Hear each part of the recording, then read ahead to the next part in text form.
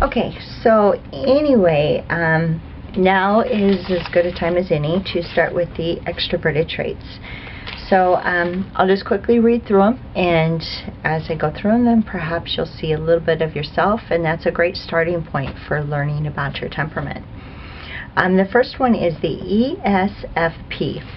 They want to personally feel everything going on around them firsthand.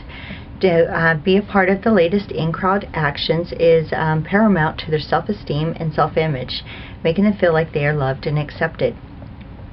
They are powerfully aware of their physical surroundings and able to adapt to suit any current crowd. They don't really consider the consequences of their actions beforehand, because for them the experience and the potential fun to be had makes it all quite worthwhile. The ESTJ will tell you exactly what they think of the situation, and they usually don't hold back. They are natural leaders in their own life and are drawn to consistent patterns of living. They usually don't stray too far from their hometowns and small business owner, middle management, because it helps them feel confident in their belonging and sense of community. The ENFP is open to just about everything and anything that catches their eye. They are fun, energetic, and imaginative, but don't let that fool you, because actually they're a lot smarter, more steadfast, and perhaps wiser than their actions sometimes might suggest. The reason why is they just have to expose themselves to different things in order to gauge them, because they're a P. That means they have to be in it to see it and to judge it. So, and they're kind of funny in a way, because if they're so into everything, they also have a neat little thing for longing for the traditional things too. They're more steadfast, like with their comforts. So they're a unique temperament. The ENTJ will tell you exactly what they want to build and design, and where your part is within it. They are surprisingly methodical in their approach, and have already taken all of the steps required in learning about it. They're not swayed by personal opinions, because whatever they're doing they already personally agree with.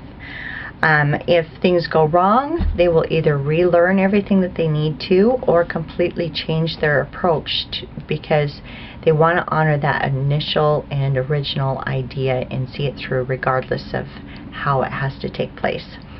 The ESTP is driven to be the best at what they physically do. They have great eye-hand coordinations. The reflexes are spot on. They learn, like cause and effect. Practice, practice, practice, repetition. They're very observant, and they see everything at face value, and that's where most of their skill level comes from. They're lively and very charming, and you'll notice them because you can't help but see them everywhere. The ENTP loves to engage with people about their ideas, about what may be happening around them from an intellectual standpoint. They're a curious breed that have a tendency to question everything, and they're open to exploring the possibility of something, but if it doesn't line up with their conventional wisdom, then they'll just dismiss it, and rather bluntly and awkwardly at times. But it will surprise you how much they actually really authentically care about the well-being of people around them. The ENFJ engages everyone around them in order to create a vision of something possible. They group everyone together, and they all build towards this projected, possible goal.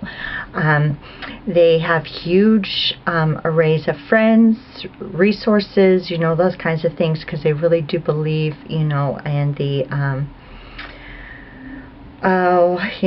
power of the masses. But they can be pretty harsh with non-compliance, because they need everyone to be on the same page.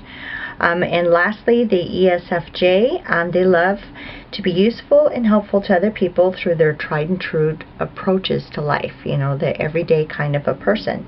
They love their towns and communities, and their sense of history and that connection is so beautiful to them.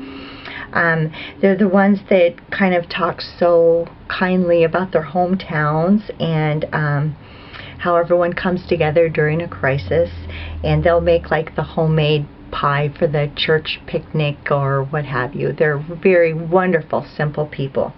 But anyway, hopefully I covered all of the extroverted traits, and you might see yourself in one of those. Until later, goodbye.